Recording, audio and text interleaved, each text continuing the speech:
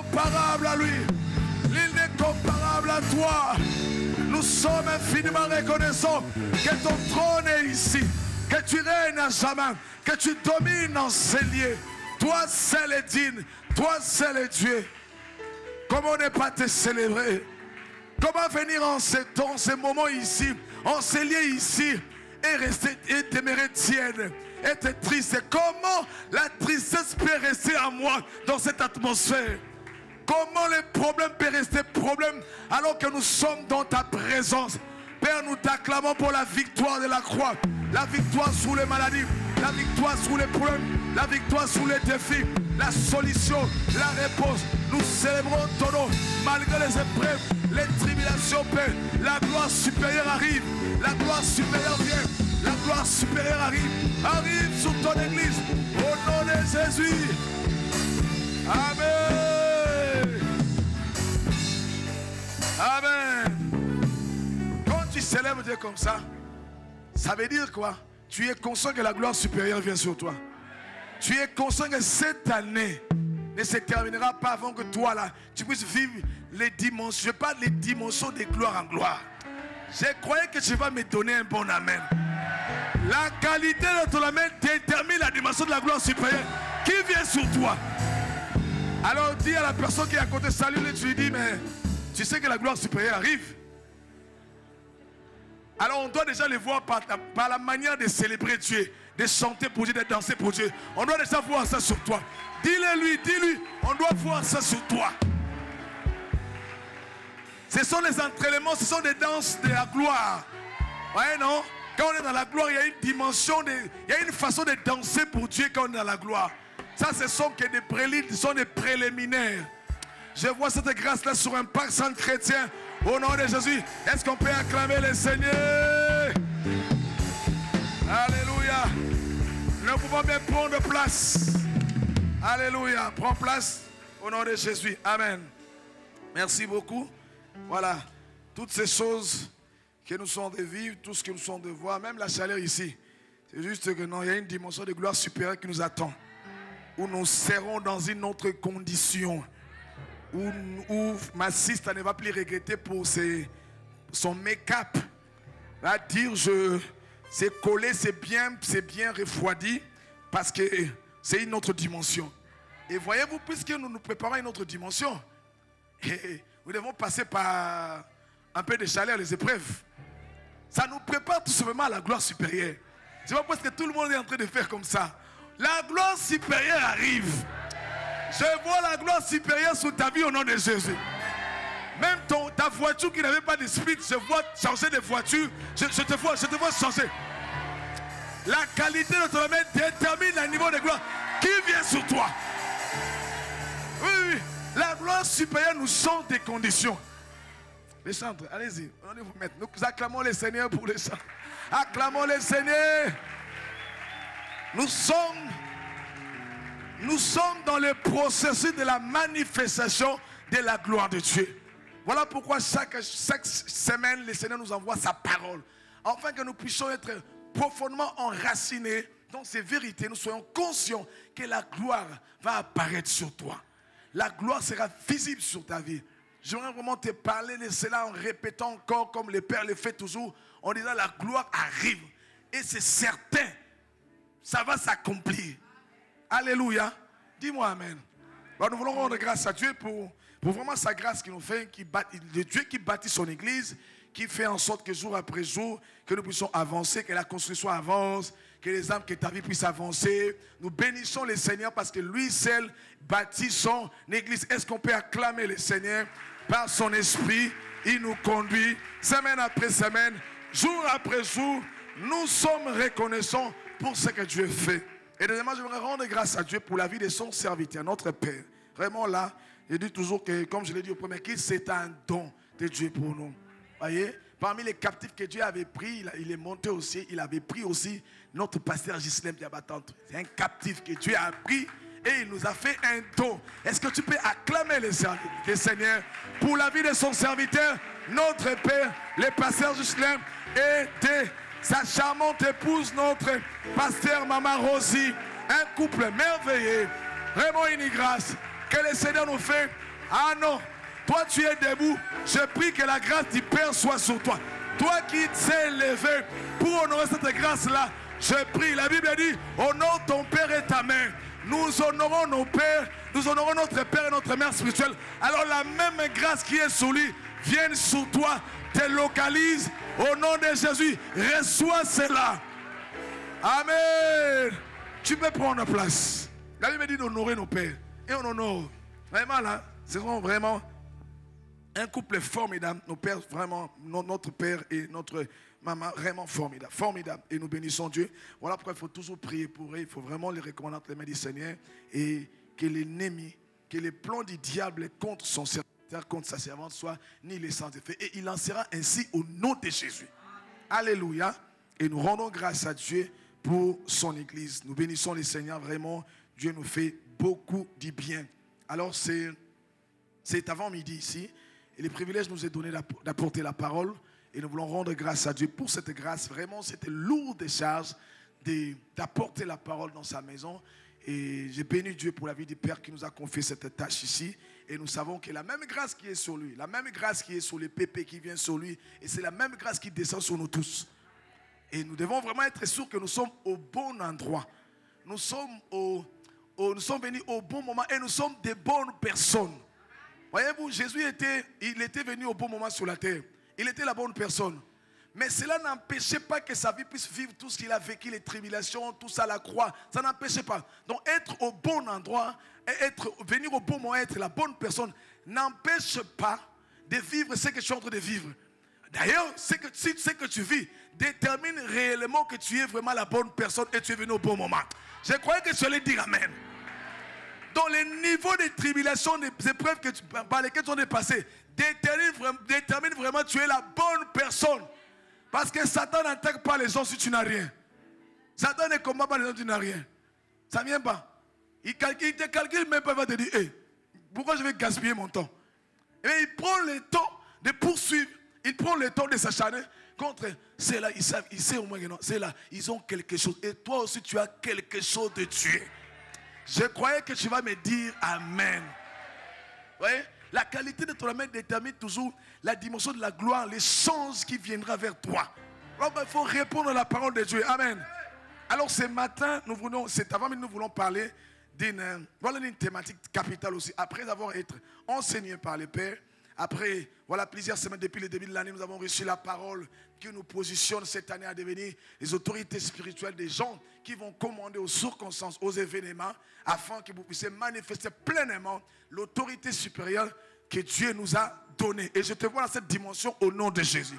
Donc, en d'autres termes, si les situations t'ont dominé avant de recevoir cette parole, la série de cet enseignement te positionne au-dessus.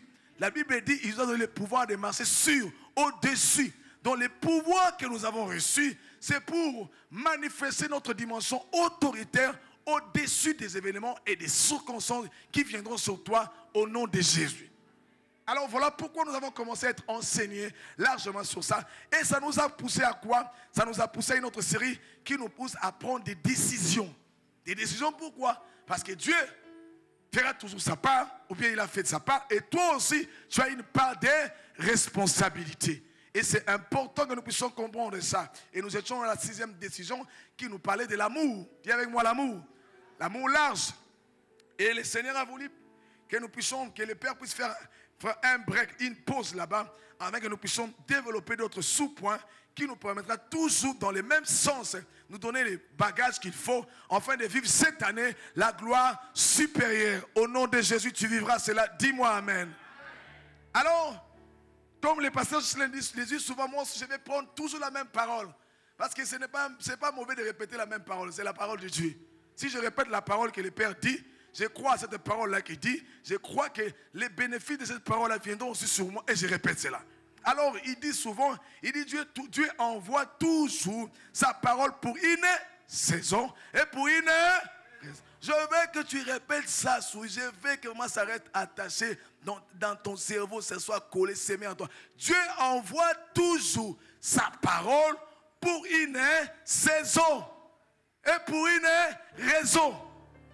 faut toujours, quand tu reçois la parole, et nous bénissons Dieu parce que nous sommes au bon endroit, nous recevons une bonne parole chaque dimanche, même la semaine, les vendredis aussi, nous recevons la parole. Mais quand Dieu nous envoie la parole là, c'est pour une saison. Ça veut dire quoi? Nous sommes à une bonne saison. Nous sommes à un bon moment qui correspond exactement à la parole qui nous est enseignée ici.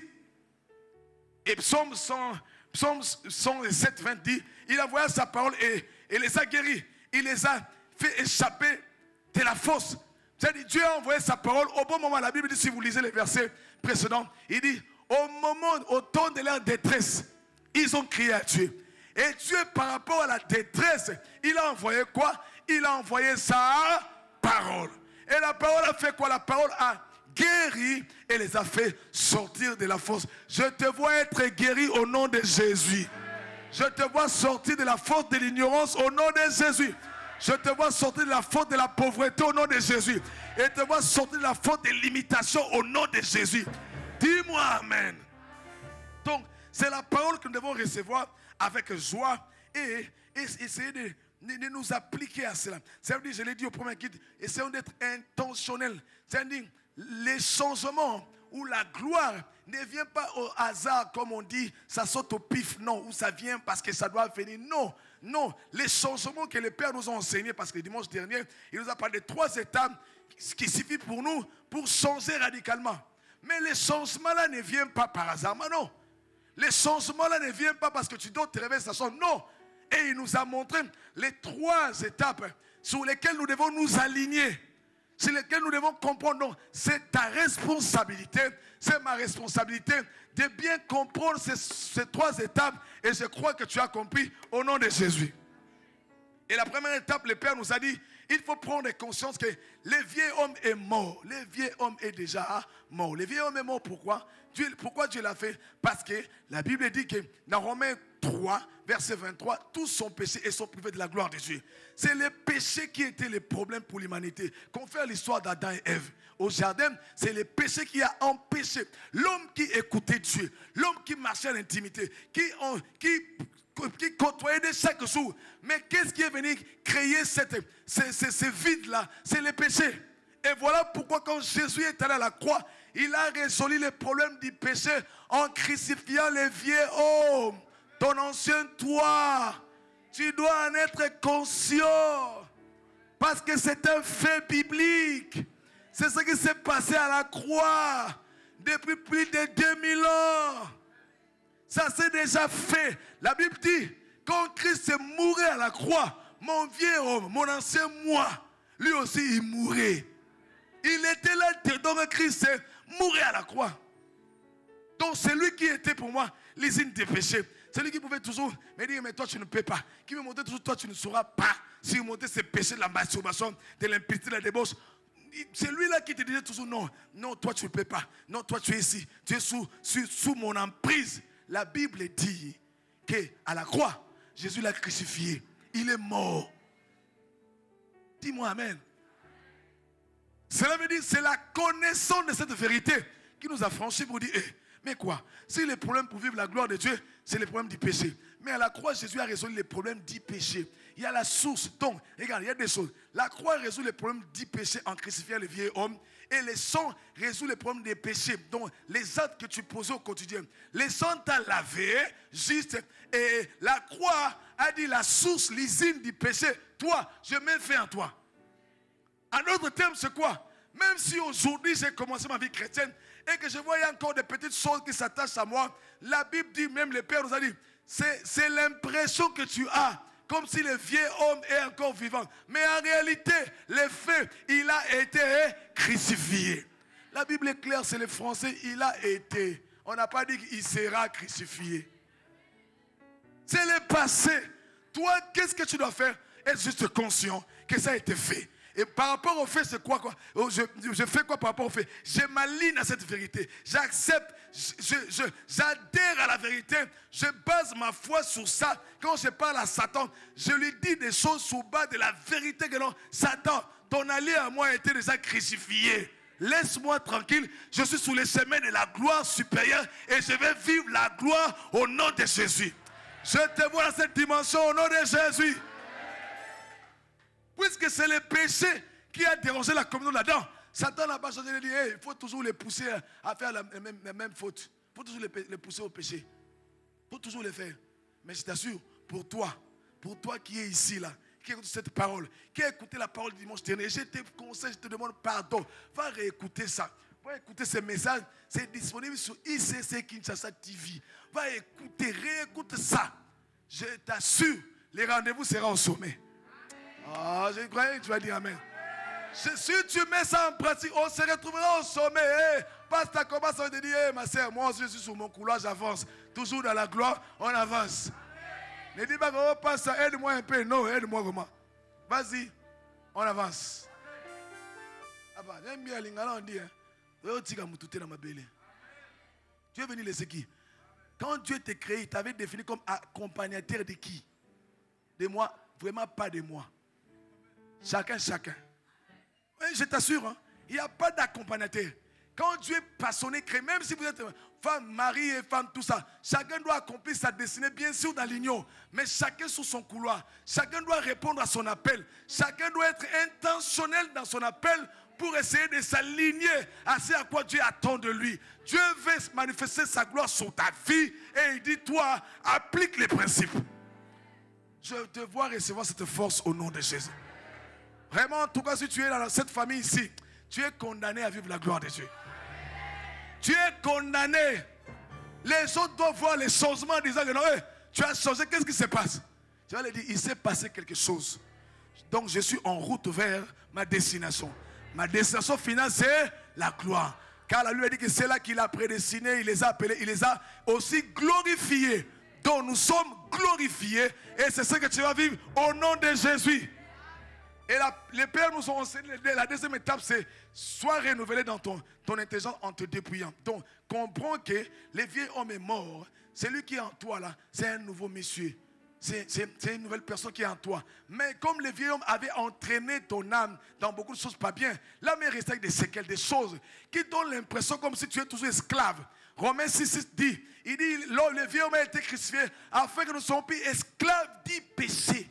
Donc je ne suis plus esclave de Satan, du péché, pas du tout. Et voilà pourquoi Jésus pouvait dire, l'ennemi vient vers moi, le diable vient, mais il n'a rien de lui en moi. Il peut chercher à me solliciter, le péché peut me solliciter, mais la réponse est claire. Papa, ton ami, ton ancien ami était déjà délogé.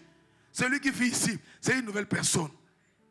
Et là, Dieu me dit, il dit, cette vérité ici, ce n'est pas à Dieu de dire ça à Satan ou à la chair. C'est à toi de dire, de parler quand de mauvaises pensées t'arrivent. Quand cette pensée-là de se masturber arrive, quand la pensée de voler arrive, quand la pensée d'impudicité t'arrive, papa, ça nous arrive à nous tous, Les pensées-là, ça arrive. Tu ne peux pas bloquer cela, ça arrive. Mais le problème face à ces sollicitations, comment tu réagis? Comment tu fais? C'est ça le problème. On n'a pas dit que si le vieil homme est décédé là, c'est fini. C'est-à-dire tes pensées, plus jamais, oh ça viendra. Non, c'est faux. Ça viendra toquer à ta porte. Est-ce qu'on peut voler?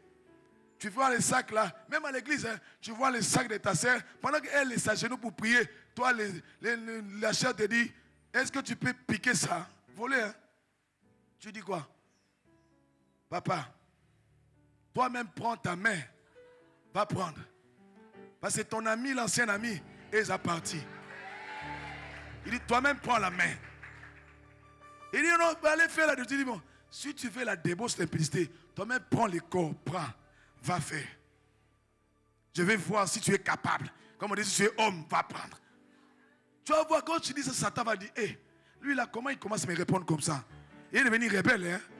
Alors, comme la Bible dit, Satan, quand il a tenté Jésus 3 fois, il s'est dit, il se retira. Il va se retirer aussi pour ton cas, au nom de Jésus.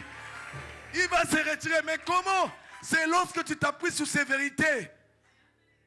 Lorsque tu t'appuies sur ça, tu sais que non, le vieil homme là est déjà décédé. Moi là, tu peux lui me pousser à ça. Non, parce qu'en réalité, les démons d'impudicité, il ne peut pas agir s'il n'habite pas dans un corps, s'il ne joue pas son rôle dans un corps. Pas du tout. Sinon, je vais te dire, impudicité, va faire l'impudicité. Il ne saura pas. Il veut ton corps à tout prix. Oh, ton corps a été déjà racheté. Le vieil homme est déjà décédé. Tu ne peux plus Marcher comme avant. Non, ne donne pas, ne vois pas. Je sens te dire, ne vois pas en toi comme si tu es toujours faible. Non, il y a un fait, il y a une vérité qui te dit, l'usine du péché a été déjà bombardée. Tous les péchés que tu vois dans ta vie, ce sont des produits en voie de disparition. Il n'y a rien, ne te dérange pas, ma soeur. Même si tu as combien de péchés, je te dis, répands-toi. Non, tout ce qui est là-bas, ça va disparaître. C'est comme quand on veut disparaître, on veut bombarder l'usine, on veut détruire les produits. Voilà, prenons le cas, une bouteille d'eau. On ne va pas s'attaquer à l'espèce, à des bouteilles qui sont là-bas sur les marchés. Non. Si vous voulez finir avec cette espèce-là, allez seulement bombarder l'usine, fermez l'usine. Et tous les produits que vous allez voir là-bas, au bout d'un temps, ça va disparaître. Et c'est comme si là, à un moment donné, quand tu marchais, tu es devenu enfant de Dieu. Au bout d'un moment donné, tu te vois, moi qui insultais, je n'incite plus. Moi qui parlais mal, j'ai calomnié, je ne calomnie plus. Moi qui regardais tout ça, je ne pouvais pas passer 30 minutes sans pour autant relater l'histoire de quelqu'un qu'on tonga. Tu étais experte en matongi. Au bout d'un temps, parce qu'il y a un changement qui vient dans ta vie, tu dis, ma bouche devient, mes lèvres pèsent pour que je parle mal, pour que je tout ça devient seulement que Dieu te bénisse, que Dieu te bénisse, que Dieu te bénisse, que Dieu te bénisse, que Dieu te bénisse. Je vois cette grâce-là venir sur toi au nom de Jésus. C'est possible, dis avec moi, c'est possible. C'est dans ça que le Père nous a amené à comprendre que le changement radical est possible. On doit te regarder, on dit, mais qu'est-ce que tu es devenu? Il y a quelque chose qui a changé en toi. Oui, c'est en cela qu'on devient influenceur pour conduire les gens à Christ. Quand les gens vont se poser la question, mais comment tu es devenu comme ça? Qu'est-ce que tu as fait? Tu vas leur dire, viens, je vais te montrer la source. La source où? Viens. Tu vas apprendre ces choses-ci. Voilà pourquoi toi, tu dois prendre le temps de s'asseoir sur ces vérités, d'être conscient. La vie chrétienne ne commence pas par les combats. Ne commence pas par des batailles comme ça. Non! Non! Ça commence par connaître, être conscient de ces vérités. C'est le début de la vie chrétienne victorieuse. Je ne vais pas t'apprendre les tactiques du combat, les noms des démons. Tu connais les démons à 4 têtes, à 7 têtes. Tu connais comment il agit? Ça ne sert à rien. Sachant que la Bible dit qu'il m'a donné le pouvoir. Luc 9, 1. Il m'a donné la force et le pouvoir sur tous les démons. Donc, je suis au-dessus. C'est moi l'autorité qui commande. Ça ne me dérange pas. Je crois à ces faits-là. Je crois à cette vérité. Maman, mon frère, nous aimons, les chrétiens sont entre ce que Paul dit à Timothée. Il dit, au temps de la fin, les chrétiens auront la démangeaison d'entendre des choses qui leur font plaisir. Mais ce n'est pas ça. La vie chrétienne, ce n'est pas ça. Ce n'est pas accepter d'entendre ce qui te fait plaisir. Non. Mais c'est dans la consistance de la vérité que tu dois t'asseoir. C'est sous les fondements que tu dois poser ta vie chrétienne afin que tu restes ferme. Ce n'est pas dans trop de bruit. Je disais ce matin, je dis, Satan était déjà vaincu. Satan était déjà vaincu à la croix. Tu connais, non? Il sait qu'il a été vaincu, non? Voilà. Tu sais que Satan a été dépouillé. Colossiens 2,15, il a été dépouillé. Toi, on t'a donné l'arme, on t'a donné les munitions, on t'a donné l'autorité sur tous les démons. On a dit, tous les démons, maman, cite les noms des démons qui dérangent ta famille, qui dérangent ta vie. Je vais te dire, lui aussi, il est tout dans tous les démons. Maintenant, à toi, on t'a donné le pouvoir. À Satan, dans Colossiens 2,15, on a dit, on l'a dépouillé. Mais maintenant, là, je ne comprends pas. Comment toi, c'est toujours Satan? Ça, les diables me dérangent. Mais écoute, même les diables, ces fois, ils se disent, mais moi, je n'ai pas de problème avec cette créature aussi. Mais pourquoi ils citent toujours mon nom? Même les diables se posent la question, pourquoi tu cites toujours ton nom? Parce qu'il dit non, c'est une nouvelle créature, c'est la race de Jésus. Ils ont un autre pouvoir, ils ont une autorité sur toute espèce humaine, sur les sorciers et les démons. Mais comment les autres ici ne comprennent pas ça? Je prie que tu comprennes ça. Et quand tu vas retourner aujourd'hui chez toi, tu dis, Satan, là où tu avais dominé, j'ai compris. Parce que la Bible dit, vous connaîtrez la vérité va vous affranchir. Ce n'est pas dans l'imposition des mains que ta vie chrétienne va décoller, non. C'est dans la connaissance de la vérité. C'est en connaissant ces choses que ta vie chrétienne va se repositionner. Tu vas récupérer tous les territoires perdus au nom de Jésus. Dis-moi Amen. Et moi, cet avant-midi, je viens juste me glisser dans ce que le Père avait commencé déjà à enseigner. Je vais juste ouvrir une petite fenêtre en te disant, tu dois développer 3 habitudes, tu dois cultiver 3 habitudes pour que tu demeures ferme dans les épreuves. Parce que quand les changements arrivent, quand nous décidons de suivre Jésus, aussitôt dit oui à Jésus, aussitôt, normalement, il faut que les hommes voient que nous sommes devenus différents. Et dans ces changements-là, quand nous allons prendre, en commençant par ces 3 étapes, suivre ça, il y aura un changement qui va se passer dans ta vie. Mais quand le changement va arriver, les gens vont voir. Déjà, il y a beaucoup, tu peux être là, tu peux avoir des témoignages, des gens qui te disent, ah, tu as changé, tu as changé. Mais regardez, l'élément qui se colle à ces changements-là, qui vient juste après là, c'est quoi? Tu vas voir que les changements apportent les épreuves ou les tribulations. Et j'aimerais, c'est avant que nous puissions partager sur 3 habitudes à cultiver pour demeurer ferme dans les épreuves. 3 habitudes. Pourquoi 3 habitudes? Pourquoi les habitudes? Les habitudes, ce sont des choses qu'on fait automatiquement sans réfléchir. Vous voyez, il y a ma fille qui me disait toujours, ma fille qui m'avait dit l'autre fois, il m'a dit, papa, pourquoi toujours tu manges avec les couverts? Pourquoi tu n'as jamais mangé avec les mains? Je dis, mais je ne sais pas, je n'arrive pas, je suis habitué. Donc c'est automatique à moi. Donc je ne sais pas manger comme si tu me donnes la nourriture, il faut que je demande les couverts. Il me dit, mais elle a fait, la petite, elle a 3 ans, elle dit, pourquoi tu fais toujours ça? Je lui ai dit, c'est une habitude. C'est développé dans ça. Et un jour, j'ai commencé, je l'ai répété 2 ou 3 fois. Et ensuite, c'est devenu comme une seconde nature en moi. Donc, ça vient rapidement. Ensuite, tu me donnes à manger. Je dois penser, donnez-moi les couverts. Donc, pour que je mange avec les mains, je me trouve, je me dis, mais c'est pas mauvais. Non, non, tu sais, quand toi, tu aimes manger comme ça avec la main, il y a une nuance. Il y a une nuance avec tes mains, quoi. Surtout la boule nationale. En réalité, les Kinois vont te dire, mais au lieu de la fourchette, il y a bien été, au lieu bien été. Quand on était étudiant, on était homme, je me rappelle. Papa, on mangeait les foufous, on mettait sur un plateau là. Façon dont les gens mangeaient. Donc vraiment, si tu n'es pas compétitif, tu vas manger peut-être 2 boules de foufou. Tu vois quelqu'un, il s'approvisionne avec sa main. Il coupe comme ça, il y a une provision dessus, et il y a une autre qui va monter à la bouche, et elle, j'ai la provision. Papa!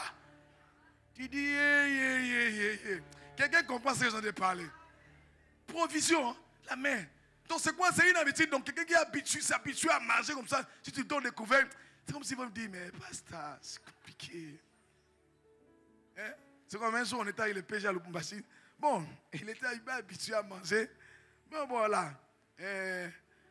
Voilà. Tout ce qui est français, lui, ça l'aide. Ça fait plaisir. C'est bon, non? Parce qu'il est habitué à manger ça. OK? Comme il a vécu là-bas. Alors, on était là en train de manger. J'étais obligé de chercher à vouloir aussi prendre un peu quelque chose qui ressemble. Mais, tu vois, je suis habitué à manger ma nourriture congolaise. Ce qui est congolais, ça me met à l'aise. Pourquoi je suis habitué, ça me met à l'aise. Tu vois? Tu te rends compte que non, en voulant copier ce qui n'est pas dans tes habitudes, c'est vrai que tu vas manger, mais au fond de toi, tu te dis, ah, j'aurais voulu demander ça. J'aurais voulu aller chez Flore pour trouver des grosses quantités de choses qui me font plaisir aux yeux. Parce que je me suis habitué avec ça. Donc, je suis en train de parler des habitudes.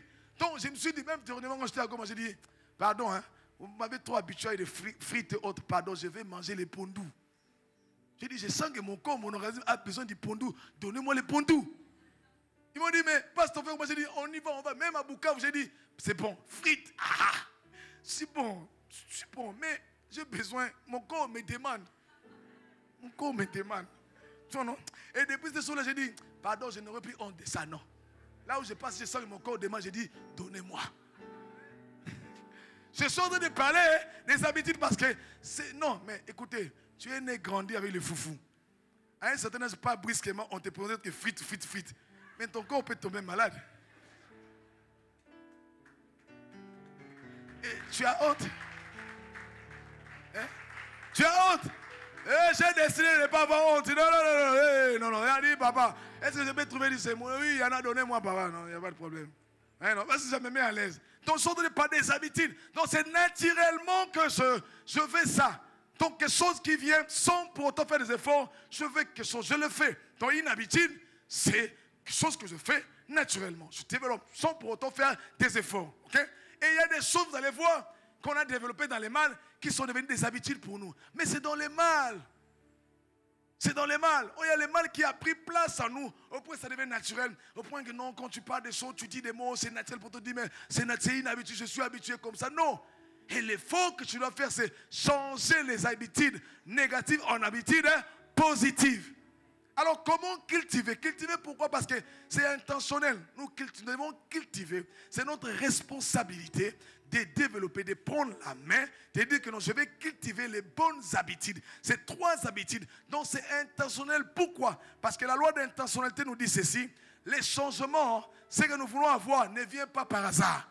Donc, si je fais une chose, la loi de l'intentionnalité me dit, je dois fixer les objectifs. Fixer l'objectif et définir un plan d'action pour dire quoi? Voilà, je veux que mon sang soit cultivé, donc je dois travailler. Donc ces 3 habitudes, c'est à toi de décider de les mettre en place. Dis-moi amen.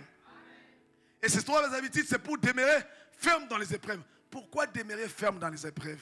Ma soeur, mon frère, nous sommes conscients que nous sommes au temps où, voilà, les choses deviennent de plus en plus difficiles. Et j'aimerais même te dire, depuis le jour où tu as accepté Jésus, il y a certaines épreuves par lesquelles tu es en train de passer parce que tu as accepté de suivre Jésus et tu es dans une famille qui est musulmane, où on ne confesse pas le nom de Jésus. On commence à te regarder d'un mauvais œil. Parce que tu as accepté de suivre le Seigneur, tu as accepté d'abandonner ces péchés, cette vie d'impudicité, tu as accepté de quitter cet homme qui était un mari d'autrui, un mari qui ne t'appartient pas. Alors que par ignorance, tu t'es retrouvé là-bas. Mais dès lors que la lumière vient sur toi, tu as dit, hey, j'ai compris. Alors, qu'est-ce que tu dois t'attendre? Tu dois t'attendre à un temps difficile parce que les messieurs qui étaient pour toi un fournisseur par intérêt, alors que tu dis, non, j'ai changé ma vie. Il dit, attends, tu vas voir. Qui te paye la maison? Moi, je ne veux plus te payer la maison. Qui t'a donné l'argent? Je ne veux plus te faire. Qui t'a donné? Je ne veux plus le faire. Je ne veux plus. D'où ça devient un temps difficile pour toi. Donc, c'est une épreuve qui vient par rapport à la parole que tu as reçue, à la vérité que tu as reçue, qui t'a positionné, qui t'a réveillé pour dire, tu es l'enfant de Dieu, tu ne peux pas marcher comme ça. Et de l'autre côté, les avantages qui étaient pour toi sont des avantages. Les fournisseurs vont dire, toi on ne te donne plus parce que tu n'es plus des nôtres. Au boulot là où tu étais là, tu étais en train de... Tu étais dans les magouilles comme pas possible, et pourtant chrétien. Toi là, tout le temps ma soit banne.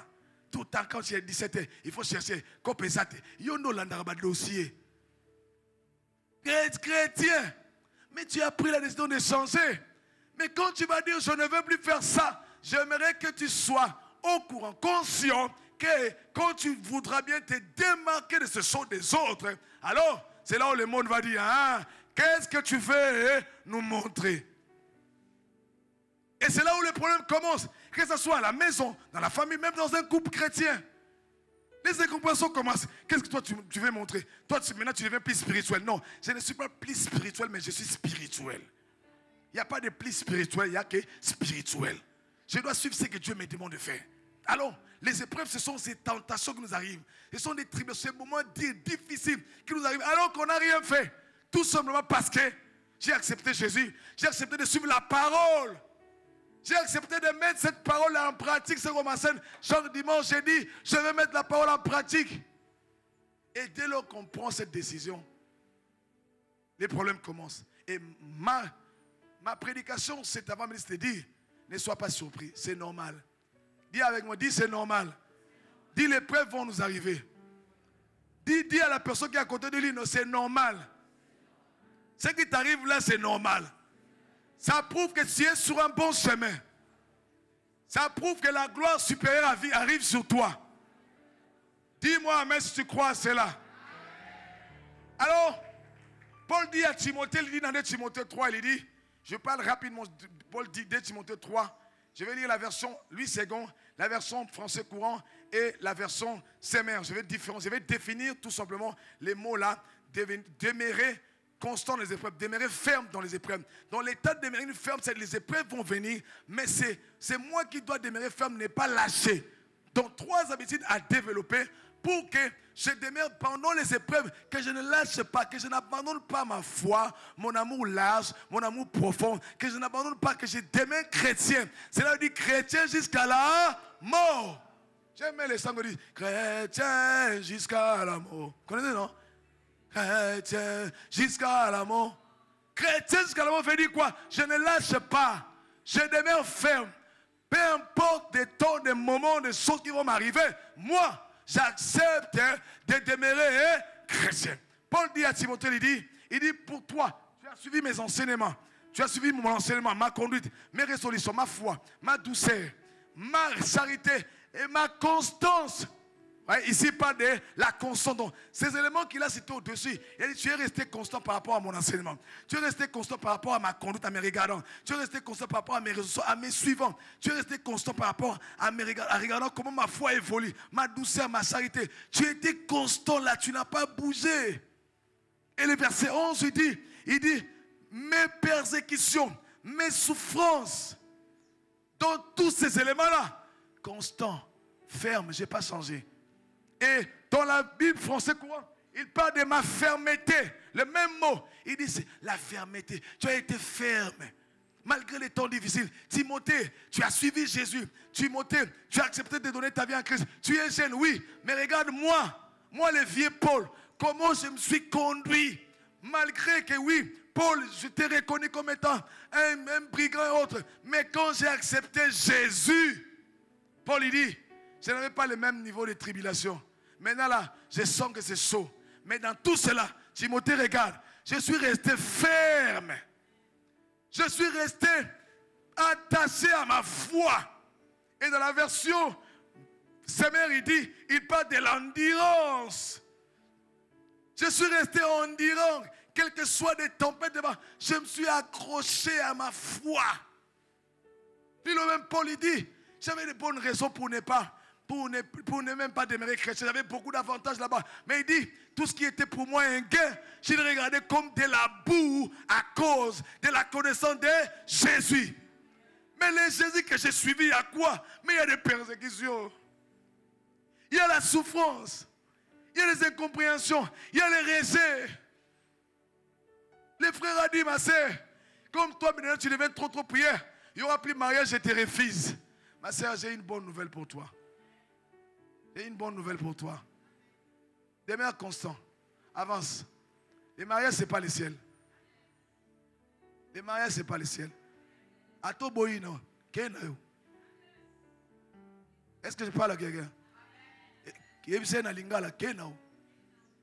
Si c'est pour ma foi, quand le bien en français, en anglais, et au salaire, moi, il va adoucir, moi, non, tu peux partir. Non, non. Il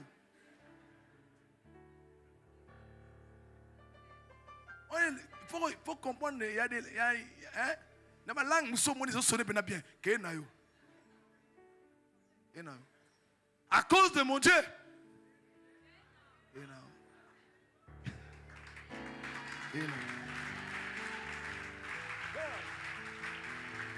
Tu veux m'amener à une coopération, à une chose qui est en train de toucher à mes valeurs chrétiennes. Je te dis,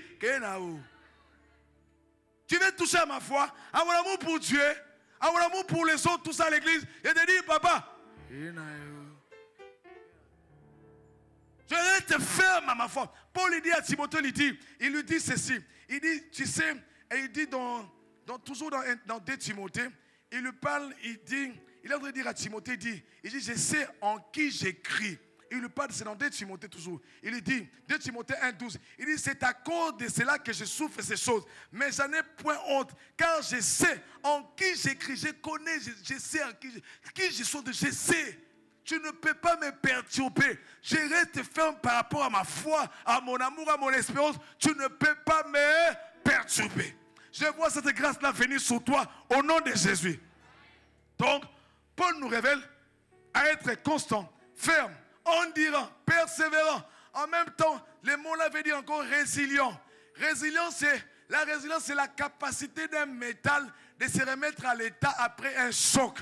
Quand on dit tu es résilient, il parle de la résilience, quand il parle de la fermeté, il parle de la constance, la persévérance, l'endurance. Donc c'est la capacité de se remettre à l'état après un choc. Donc j'ai reçu un choc, mais vite je vais me relever. Je dis, oh, j'avance. Je vois cette grâce-là venir sur toi. Je te vois devenir résilient au nom de Jésus. Ça dit, plus rien ne va t'arrêter. Pourquoi? Parce qu'il y a une gloire supérieure qui t'attend. Apprenez à vous débarrasser des choses qui vous alourdissent la marche. Débarrassez. Il y a un objectif. La Bible dit, Jésus voyait la gloire qui était supérieure. La gloire supérieure. Il n'a pas regardé comme une proie arrachée. Il a vu la gloire. Et il n'a pas beaucoup réfléchi pour aller souffrir à la croix. Il a dit, comme Paul le dit, les souffrances, j'estime que les souffrances du temps présent ne seront pas comparables à la gloire à venir. Maman, j'accepte de souffrir. Ça ne sera pas comparable à la mesure de la gloire qui doit venir sur moi. J'accepte aujourd'hui de manquer. Non, si c'est toi qui étais mon pourvoyeur, je vais casser ça au nom de Jésus. Refusez que les gens vous montrent que non, cet homme-là, il me dit,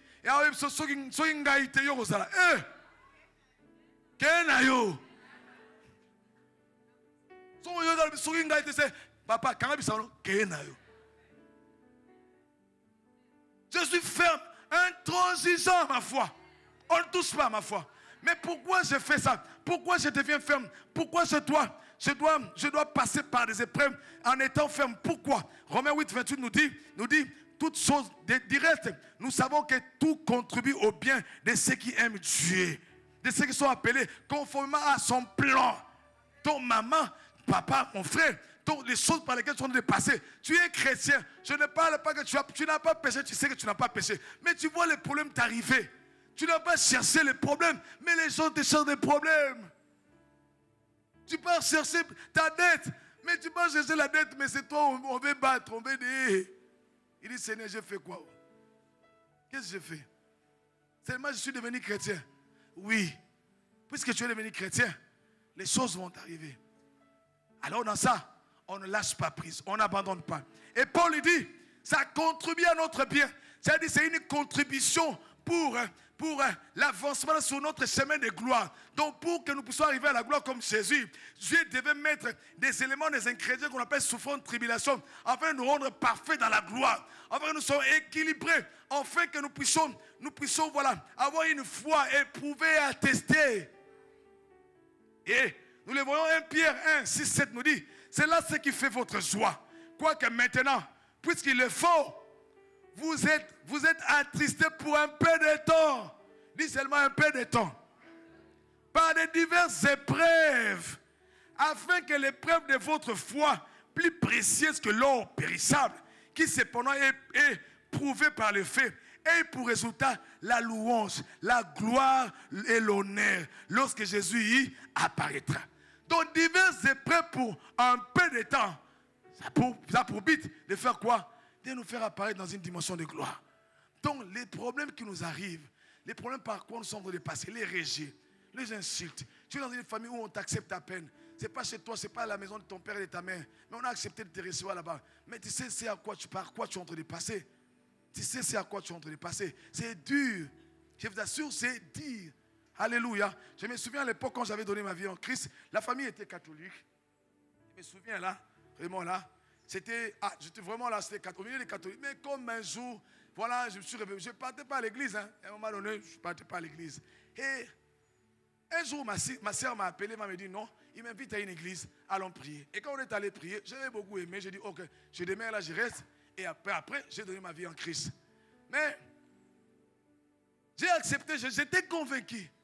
Et à la maison, c'était chaud. Parce que j'étais tout le temps un chrétien zélé, où je devais vraiment nourrir ma foi. J'aimais vraiment. Non, il y avait un changement. On vit que les jeunes hommes qui ne partaient pas à l'église, ah non, ils commencent à partir à l'église. Tout le temps, il est là, il ne manque pas. Je pars à l'école, je rentre à la maison, je pars à l'église. C'était une bonne distance même à pied, je partais. J'ai dit que j'ai l'argent, pas, je vais partir. Mais à la maison, comme il y avait beaucoup de... La maison était vraiment majorité catholique à cette époque-là. C'était chaud. C'était quand même chaud. Les jeunes hommes là, c'était chaud quand même. Parce que qu'est-ce que je faisais par sagesse, c'était quoi? Je m'arrangeais à tout faire de ce qu'on me demandait à la maison. Pour qu'on ne dérange pas ma foi. Je savais qu'à un moment donné, je me rappelle un jour, j'étais en train de gêner. On m'a attrapé que j'étais en train de gêner. Il dit, hey, toi, tu gênes. Hein? Je devais me cacher. Parce que si on t'attrape, tu gênes. C'est quoi le problème? C'est devenu un problème. Je me cachais et dis, hey, pardon, ça, cette vie ici. Mais une chose que j'ai beaucoup aimé, c'est quoi? Je suis resté ferme. Et c'est ce qui a fait de moi aujourd'hui ce que je suis devenu. Je n'ai pas lâché. Je t'assure, c'était une bonne. Tu pars à pied. Tu reviens de l'école, mais vous avez réunion à l'église. Tout ça, tu dis non. Je sais, c'est lui que j'écris. Je sais une chose. Je ne peux pas avancer. Je savais que c'était ma meilleure vie. Et je n'ai pas lâché. Et jusqu'à aujourd'hui. Et après, il y a beaucoup aussi qui ont accepté Jésus, qui ont quitté l'église, cette église-là pour rejoindre l'église du réveil. C'est quoi? C'est la fermeté, c'est mon endurance. Malgré tout, je m'étais dit non, je ne lâche pas. Je sais, c'est lui en qui j'écris, je ne peux pas lâcher. Et je vois cette grâce-là venir sur toi au nom de Jésus. Donc, de la même manière aussi comme Joseph, il y a beaucoup d'exemples. Pourquoi passer par ça? Quand on parle de l'histoire de Joseph, Joseph, qui peut aimer l'histoire de Joseph avant la gloire? Qui peut aimer? Qui veut être comme passer par Joseph avant la gloire? Qui? On va te trahir par tes frères. On va te jeter d'abord dans un puits. Tu restes là-bas pendant combien de jours? Tes frères d'abord te trahissent, ils te jettent dans un coup, ils te vendent. Qui peut accepter ça? C'est la trahison, non? C'est l'hérésie, non? C'est tout ça, non? Et voilà, non. Tu ne vas pas accepter l'histoire de Joseph, mais tu voudras bien la finalité. Mais il n'y a pas de finalité de gloire si tu n'acceptes pas les chemins. Il n'y a pas ça. Joseph, il a dit, acceptez cela. Qu'il soit vendu. Mais les gars disaient, mais je ne comprends pas, oui, je ne comprends pas. Mais au fond de lui, la Bible dit, même dans la prison chez Potiphar, la Bible dit, Joseph avait trouvé grâce. Il était devenu le chef des prisonniers. Mais Joseph, même en prison, tu es chrétien, oui. Comme Paul et Silas en prison, au lieu de dire, on va devenir comme les prisonniers, personne ne me voit, les pasteurs ne me voient pas. Il dit, non, dans la prison, on va louer Dieu. On va adorer Dieu dans la prison. Parce qu'il savait que non, ce Dieu-là, il est avec nous, même dans la prison. Et Joseph, vous connaissez l'histoire de la femme de Potiphar. Il n'a pas cédé. Il a dit non, je ne vais pas toucher. Mais Joseph, est-ce que les pasteurs étaient avec toi? Non, les pasteurs n'étaient pas là. Mais Joseph, qui t'avait dit de ne pas toucher la femme de Potiphar? Alors que tu devais avoir les avantages, Joseph. Tu dis, hey, personne ne me voit. Prison. Personne ne va me voir. Tu allais penser, hein, il dit, hein, ça ne va pas traîner. Personne ne va me voir. Et j'aurai les faveurs de la femme de mon chef. Là, tu dis, personne ne me voit. Mais Joseph a dit, pas question. Je ne peux pas désobéir à la loi de mon Dieu. Mais Joseph, qui est avec toi? Personne. La loi de mon Dieu est sur mon cœur. Je ne peux pas, je ne peux pas. Parce que Joseph, comme Jésus, il savait, il y a une gloire qui m'attend. Il y a un rêve que Dieu va me montrer qui doit se réaliser. Alors, les couloirs, ce sont des épreuves. Les couloirs, ce sont des manquements. Les couloirs, ce sont des tribulations que je ne comprends pas, mais ça doit arriver. Oui. Et Pierre le dit, nous devons savoir que ceux qui veulent vivre pieusement en Christ seront persécutés. Et aujourd'hui, c'est un évangile que nous ne voulons pas entendre. C'est un message que nous ne voulons pas entendre. Pasteur, toi, tu viens avec des choses de condamnation, persécution, encore comment? Mais encore comment, c'est comme ça. Tu passeras, nous passerons nous tous. Il y a même certaines personnes où on dit, ici, la plupart, on est en train de passer ça par des choses compliquées. Tu ne comprends pas. Tu dis, mais Seigneur, comment je vais faire? Tu comprends pas? Oui, en ça, loue Dieu. Je vais louer Dieu. Demain, je rends grâce à Dieu, je ne lâche pas. Je reste ferme. Parce que je sais, la finalité, la gloire de Dieu sera visible sur moi. Et ces preuves-là, comme je l'ai dit, ça touche ta foi, ça touche ton amour et ça touche l'espérance. Ces trois points-là sont touchés quand il faut que tu passes, tu seras testé par rapport à ton amour pour Dieu, l'amour pour les autres. Par rapport à ton enfant, est-ce que toi vraiment tu pries au boulot? Tu es dans un monde comme Jésus a dit, je vous envoie comme des brebis parmi des loups. Donc tu es dans un monde, tu vis là, nous vivons dans un monde où il y a des choses qui se passent, alors les gens veulent nous voir. Est-ce que tu es différent? Je te vois faire la différence au nom de Jésus. Je te vois faire la différence au nom de Jésus. Alors le premier point, nous allons voir rapidement, c'est médite constamment la parole de Dieu afin de connaître Dieu en profondeur. Pourquoi tu dois méditer? Pourquoi tu dois méditer constamment la parole de Dieu? C'est afin que tu connaisses Dieu en profondeur pour que tu puisses t'enraciner. Les bits, nous sommes intentionnels, nous voulons nous enraciner dans la parole. Alors, le premier point, c'est médite constamment. Constamment. Il y a la fréquence de la méditation. Ce n'est pas périodique. Après 3 mois. Il y a des gens ici qui ont lu la Bible peut-être après 3 mois. Après 2 mois. Non, j'ai dit constamment. Il y a une régularité. Il y a une continuité dans la méditation. Il dit la parole afin de connaître Dieu en profondeur.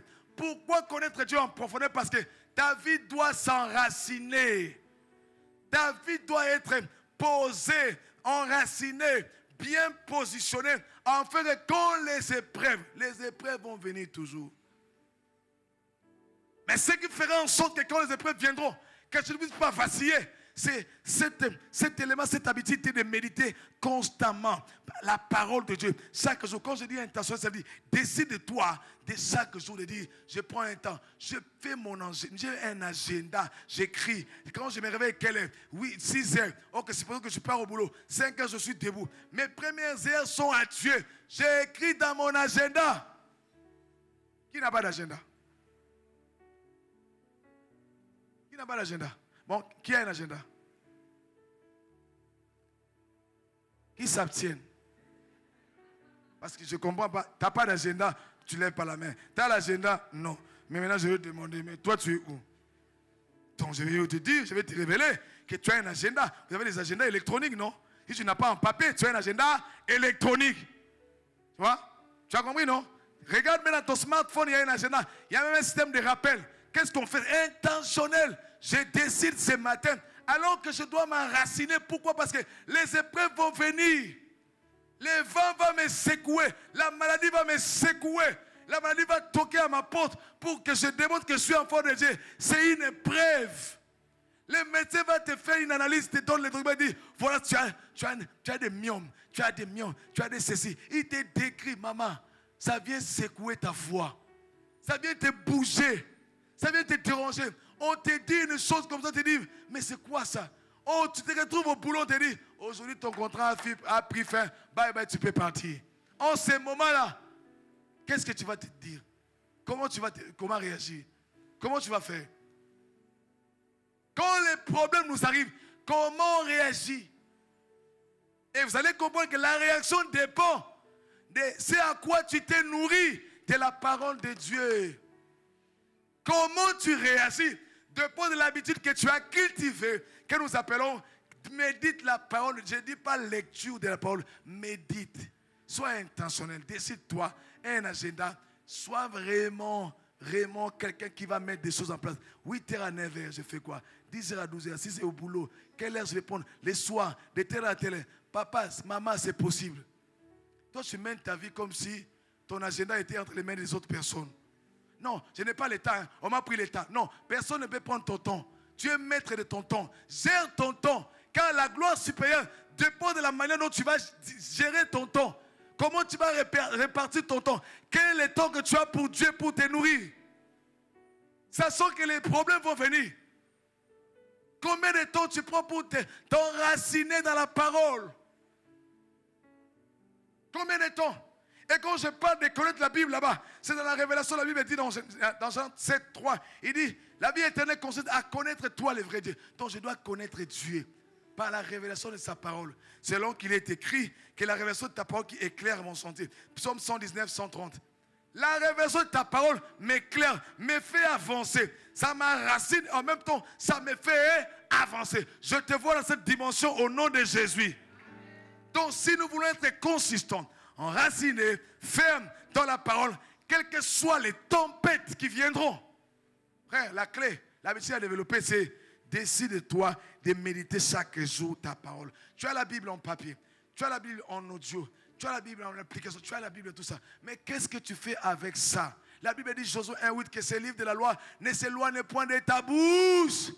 Médite-les nuit et jour, constamment. Afin que tu réussisses. Mais tu veux réussir. Tu veux voir la gloire supérieure. Mais où est la constance dans la méditation? Lorsqu'on est intentionnel, on prend la décision maintenant, aujourd'hui. Sachant que hier est passé.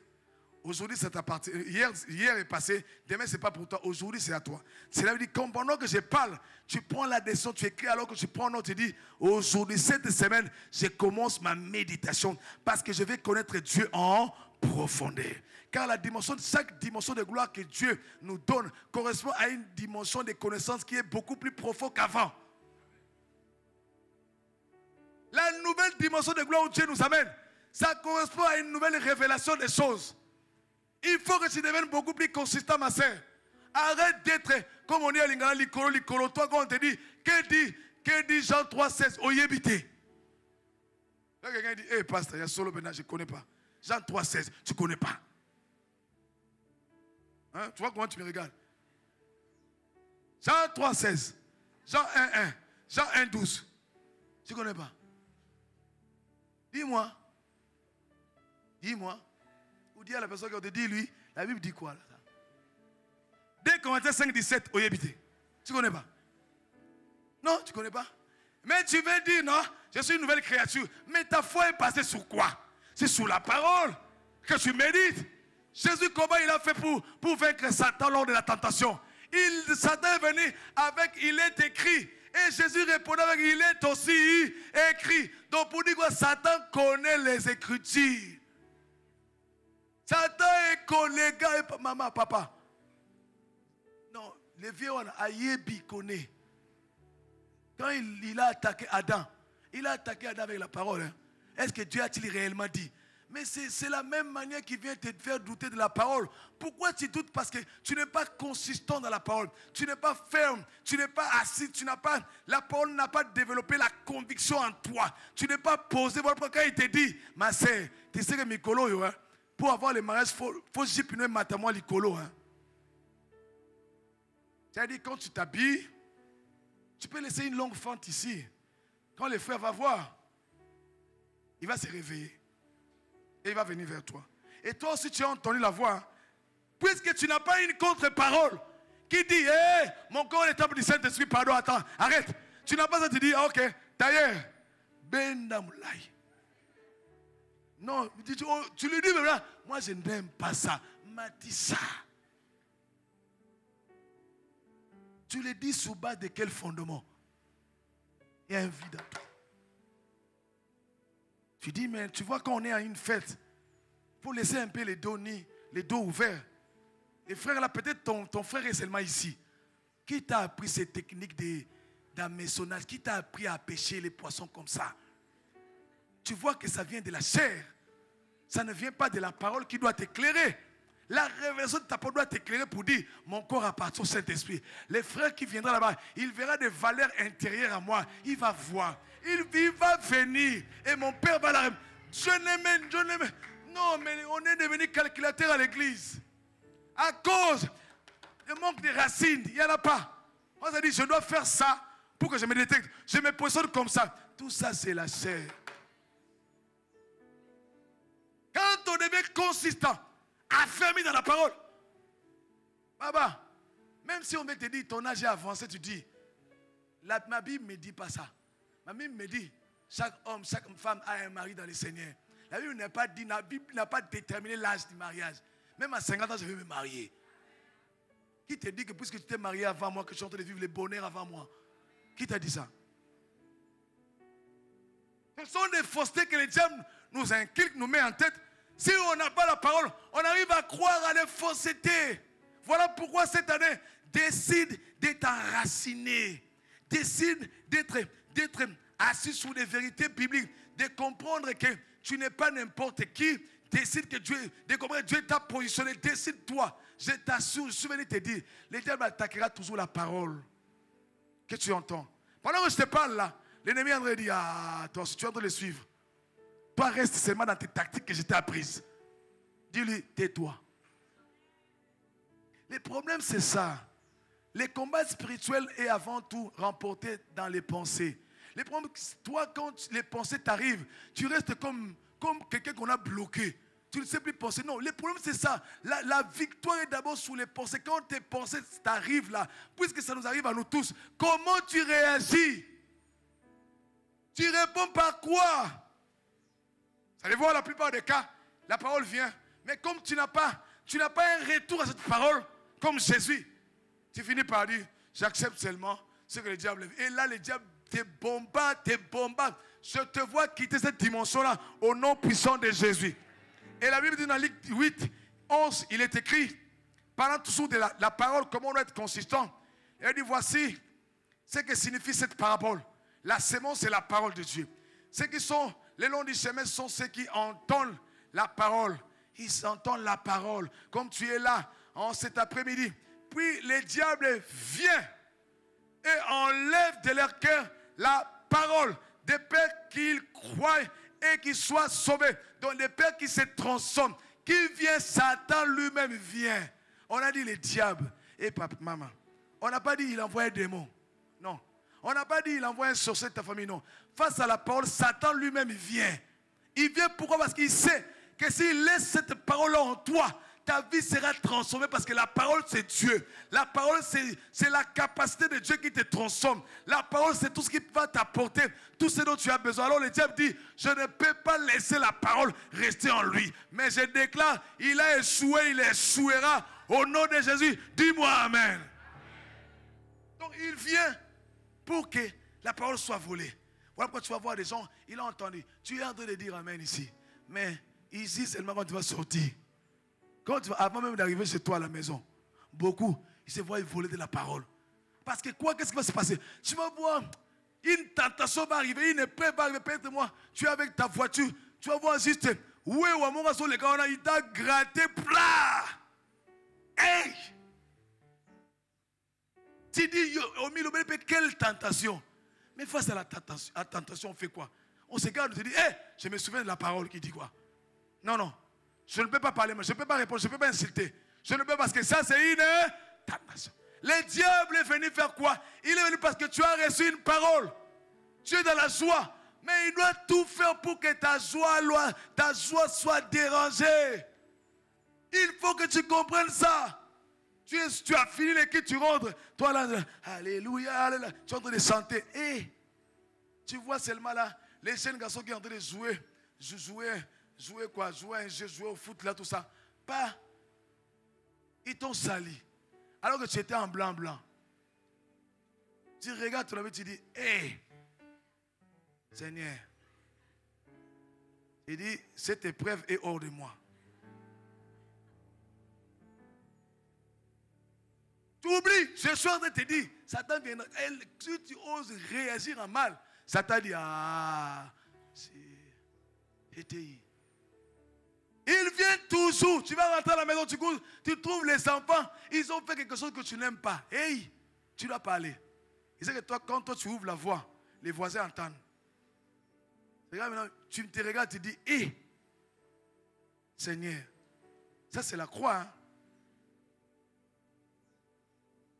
Dans ça, tu dois te souvenir que l'ennemi viendra arracher la parole. Il viendra créer des circonstances pour te secouer, pour te bouger, pour qu'il arrache, avant qu'il puisse dire que non, ah non, j'ai arraché la parole parce que lui-même m'a donné l'ouverture. Lui-même, moi j'ai tendu seulement mon piège et il a cédé. Je te vois ne pas céder au nom de Jésus. Parce que tu vas t'enraciner. Et la Bible dit, au verset 13, dit, ceux qui sont sous les rocs, ce sont ceux qui, lorsqu'ils entendent la parole, la reçoivent avec joie. Comme ce matin, tu es dans la joie. Dis-moi amen. Ils n'ont point de racines. Ils croient un peu de temps. Il dit, ils croient pour un peu de temps et ils succombent au moment de la tentation.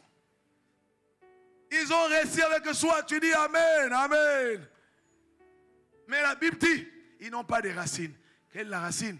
La parole n'a pas habité en eux abondamment. Ils n'ont pas pris soin de méditer chaque jour.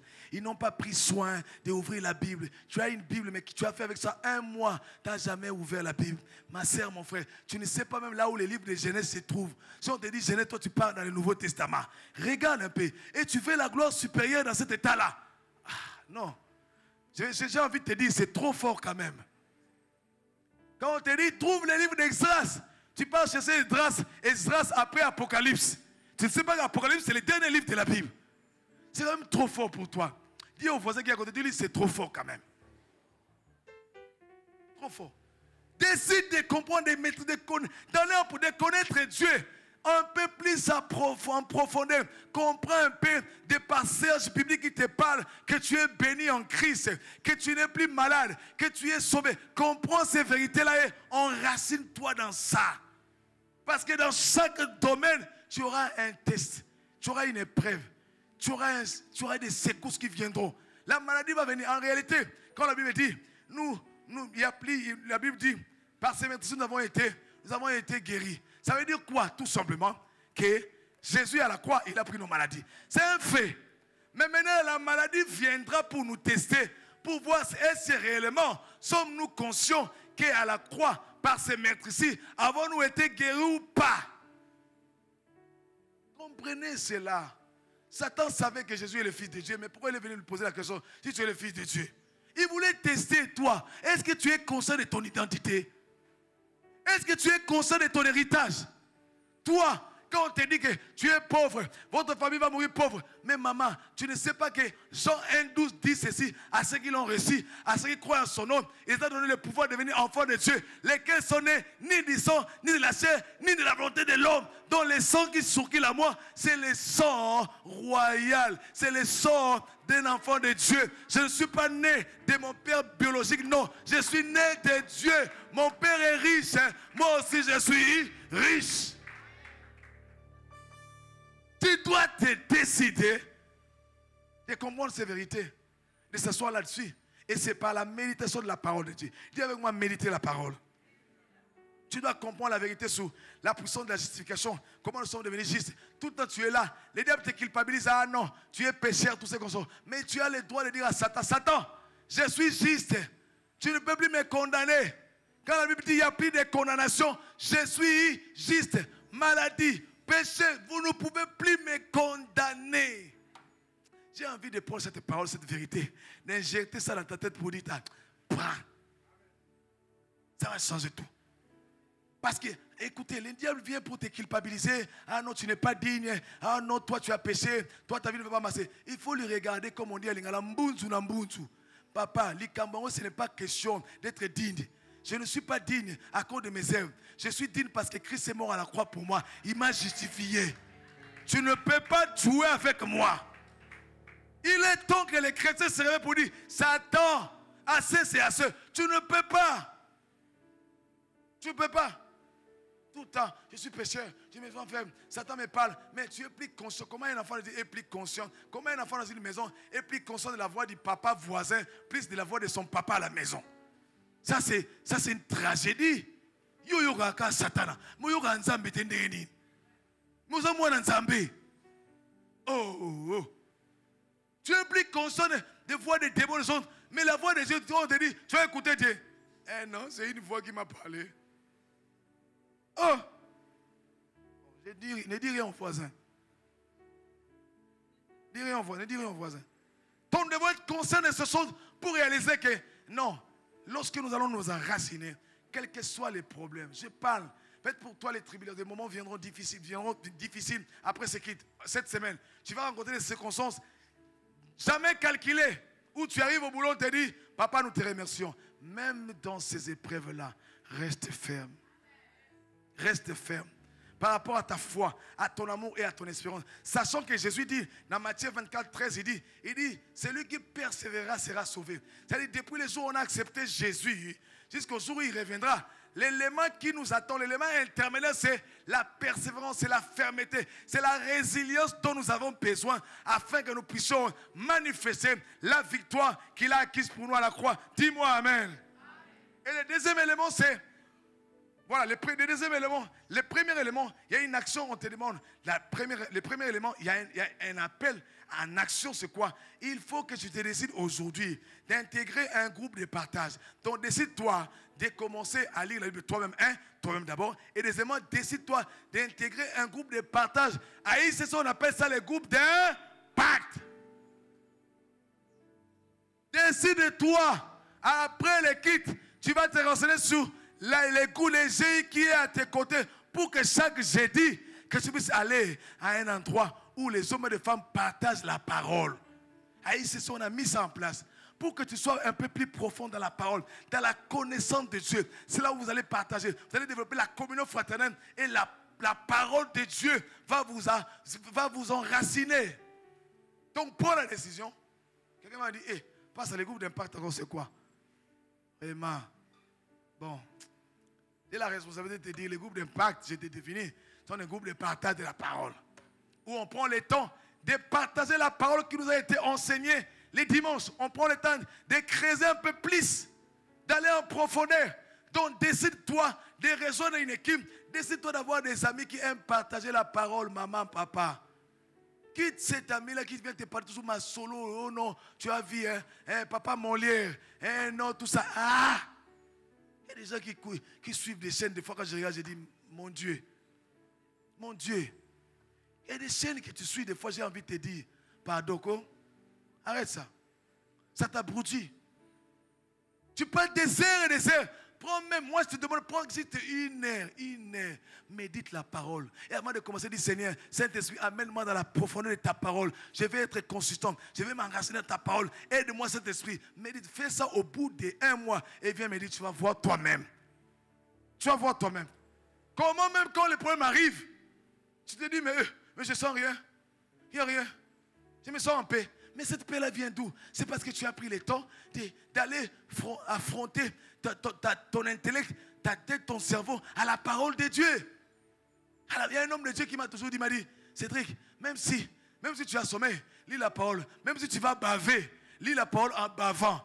Mais le paix que tu vas lire là, ça va entrer. Lis seulement. Même si tu es fatigué, lis seulement, lis. Prends, médite. Médite. C'est ce que je suis venu te dire. Décide de toi. Rejoins un groupe. Rejoins le groupe d'impact et va partager la parole. Tu peux même disposer ta maison pour devenir un groupe d'impact où les gens, les frères vont venir se retrouver là 10 à 15 pour partager la parole afin d'approfondir ce que Dieu nous a dit. Je vois cette grâce-là venir sur toi au nom de Jésus. Décide de toi d'avoir un agenda. Ne sors pas de chez toi sans agenda. Yo journée na yo, il n'y a pas de prévu, il n'y a rien. Aïe. Maman, tu as des journées, tu sais même pas quand ça commence. Tu ne sais pas ça va commencer par quoi. Mais comment tu veux vivre la gloire supérieure? La gloire supérieure va te dire, mets dans ton bagage les bonnes habitudes, enlève les mauvaises habitudes et ajoute ce qui est des bonnes habitudes mais que tu n'avais pas encore. Prends ce que tu dois prendre, mets ça en place, enlève. Ajoute des bonnes. Enlève des personnes, des choses, des habitudes qui ne sont pas. Enlève ça. Décide-toi aujourd'hui et je te vois faire ça au nom de Jésus. Le deuxième point rapidement, c'est décide de prier constamment pour recevoir la force de tenir ferme. Décide de prier constamment. Waouh! Ça aussi c'est un problème. Décide-toi, parce que c'est intentionnel, que je dois prier constamment. Prier sans cesse. Je dois prier à tout moment. La Bible dit, on connaît bien 1 Thessaloniciens 5, 17, la Bible nous dit toujours là-bas, prier sans cesse. Il faut prier sans cesse. Qui a prié cette semaine tous les jours de lundi jusqu'à samedi? Qui a prié? Chaque matin. Constamment tu pries. Soit les matins, soit les soirs. Et les autres, on était dans les dodos. On était dans les... Je suis fatigué. On a eu boulot. Ça m'a pris du temps. Je n'arrive pas. Mais tu ne sais pas les bienfaits. Pourquoi tu as dit que nous puissions prier. Tu vas comprendre ça. Et la Bible dit, dans Matthieu chapitre 26, verset 36 à 46, dans la version Les Semaines, la Bible dit, Jésus, dans les moments des épreuves, il a dit aux disciples quand ils sont allés les amener où? À Gethsemane. Gethsemane, c'est le lieu où chacun de nous doit passer. Un moment d'épreuve, un moment de test où tu dois affirmer ta foi, ton amour et ton attachement pour Dieu. Il a dit à ses disciples, il dit, venez, on va partir. Il dit, asseyez-vous ici, pendant que je m'éloignerai pour prier. Il dit, je vais m'éloigner pour prier. Mais écoutez, qu'est-ce qui s'est passé en Jésus? Il dit, il prit avec lui Pierre et les deux fils de Zébédée. Il commença à éprouver de la tristesse et des angoisses. Donc Jésus aussi est passé par un temps difficile. Jésus aussi avait passé par des angoisses et douleurs. Il est passé par des temps difficiles. Il s'est dit, mais comment je vais faire? La tristesse. Jésus aussi avait la tristesse. Pourquoi toi tu te vois ça comme étrange quand la tristesse t'arrive? Le problème que Jésus a si, il a compris qu'est-ce qu'il devait faire quand la tristesse arrive. Toi aussi tu dois comprendre ce matin, qu'est-ce qu'on fait quand la tristesse arrive dans le cœur. Si Jésus, le Fils de Dieu, la tristesse a pu entrer dans son cœur, la déception, l'angoisse a pu quand même pénétrer le cœur de Jésus. Aïe! Jésus, le Fils de Dieu. qui a marché dans les miracles de Jésus. Mais on dit la tristesse et l'angoisse. Ça veut dire quoi?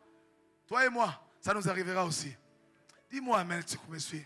Ça nous arrivera aussi. Mais le problème c'est quoi? Quand il a vu son verset 38, il dit, il leur dit alors, mon âme est triste jusqu'à la mort.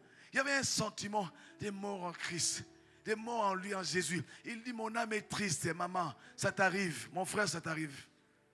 Ou soit ça t'arrivera, ou soit ça t'est déjà arrivé. Il sent que tu es triste. Un moment de sel à sel. Tu ne sais pas à qui tu dois t'exposer. À qui je vais exposer mon problème. Même Jésus, il a eu du mal. Mais il a dit ça seulement aux trois, pas à tout le monde. Toi, tu as le temps de raconter tes problèmes à tout le monde. À nous, l'église, voilà. Il y a des problèmes. J'ai des problèmes, ça ne va pas. Même Jésus, là, il n'a pas fait ça. Il a raconté aux trois, il dit, venez m'aider. Et Jésus les a pris comme un support pour venir l'aider à prier parce qu'il ne sentait pas bien. Il était en train de passer par des épreuves. Et c'était dur pour lui. Mais ces épreuves-là avaient pour but, c'est quoi? De l'amener à la gloire. Mais à un moment donné, puisqu'il il avait la chair, il avait besoin d'un secours. C'est toi qui ne comprends pas que tu as besoin d'un secours. Mais ce matin, tu vas comprendre que non. Où est la force de ton énergie pour tenir ferme dans les épreuves au nom de Jésus? Alors on va découvrir ceci, que Jésus, au verset 38, il dit, restez ici et veillez avec moi. Puis ayant fait quelques pas en avant, il se jeta sur sa face et pria ainsi, mon Père, s'il est possible, que tes coupes s'éloignent de moi. Il dit toutefois, non pas ce que je veux, mais ce que tu veux. Et il vint vers les disciples qui trouva endormis. Dis avec moi, endormis. Il était en train de dormir. Comme toi là, tu es en train de dormir maintenant. Tu vas en train de dormir, pourquoi? Tu apprends les clés pour rester debout dans les épreuves.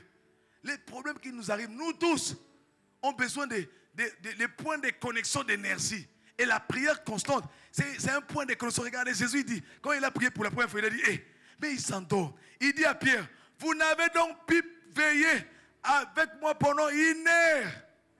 Donc, en d'autres termes, pour résister aux épreuves, quand la tristesse arrive, quand le problème arrive, tu as besoin d'au moins 1 heure de prière par jour. En d'autres termes, Jésus nous enseigne, il dit, pour être un chrétien constant, équilibré, ferme, tu as au moins sur 24 heures, prends seulement 1 heure. 1 heure où tu passes le temps de prier. Je ne dis pas 5 minutes. Je ne dis pas 10 minutes. 1 heure devant Dieu en train de prier. 1 heure. Je vois cette grâce-là venir sur toi au nom de Jésus. Arrête ça. Je t'en supplie. Toi, tu fais des prières flash. Seigneur, merci. Tu m'as réveillé. Au nom de Jésus, amen. Protège ma femme, mes enfants. Protège-nous. Au nom de Jésus, amen. La nuit, Seigneur, merci. Dans la vie. Là, tu le fais endormir sur ton lit. Hein. Seigneur, merci. Hein.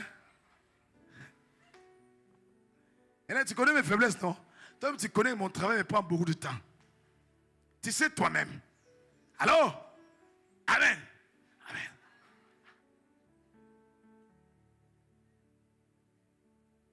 Il y a des niveaux de gloire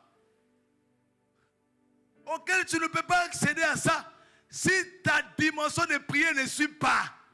Si la dimension de prière ne s'agite pas, papa, tu ne vas pas vivre l'accessibilité de cette gloire-là. Tu ne vas pas vivre ça. Mais ça ne sera pas le partage pour toi au nom de Jésus. On est là quand on dit 24 heures non-stop. Toi, yo, y a raté. 48 heures, tu ne viens pas. Tu n'aimes pas prier. Mais tu es seulement là. Ah, la gloire supérieure, amen. Papa, intentionnel. Il faut voir l'objectif et planifier. Fixe-toi un plan. Et mets-toi à exécuter cela. La gloire ne viendra pas par un bâton magique. Ta situation ne va pas changer. Parce que tu es venu, tu as écouté, tu es parti. Non, il faut que tu t'appliques. Décide de prier. Arrête un peu de regarder trop novelas. Toi, la télé. Et puis tu regardes, oh non, zi magique. Oh non. Ce qui ici, c'est ce qui ne sais quoi encore. Regardez Kardashian. Famille Kardashian. Mais tu regardes les gens qui pourraient y croire qu'ils ont réussi. Et toi, tu es en train de ramer. Au lieu de chercher à trouver comment. Mais en réalité, si tu leur poses la question comment ils ont fait, ils vont te dire de toute façon qu'est-ce qu'ils ont fait. Mais tu vas voir que non, ils sont passés par un chemin. Mais toi, tu dois découvrir ton chemin de gloire. Tu dois savoir que je suis en train de passer par ces choses ici. C'est mon chemin de gloire et je dois me concentrer. En autre terme, c'est quoi? Je dois m'aligner à tout ce qui va me permettre d'avancer vers la manifestation de ma gloire. Donc, développer ma vie de prière constante. Chaque jour, j'ai au moins 1 heure de prière. Au début, ça ne sera pas évident pour toi. 1 heure. Ah, regarde comme ça. Tu pries, tu dis, tu croyais que c'était 30 minutes, tu n'as fait que 4 minutes. Il dit, Seigneur, Nzambe nanga yo. Seigneur nanga yo. Nzambe nanga yo. Oh, Nzambe mon nene. Oh, Seigneur mon Dieu. Mon Dieu mon roi. Mais tu dis rien. Mon Dieu mon roi. Oh, tata likolo. Tata nabiso avandi likolo. Bataba kumisa kombo na yo. Ah. La dimension d'être consistant dans la parole fera en sorte que quand tu vas prier d'une manière consistante aussi. Tu auras des paroles révélées. Parce que regarde, ces points-là se suivent. Quand tu médites la parole, tu es enraciné. Et ça va te conduire à des temps de prière inspirés.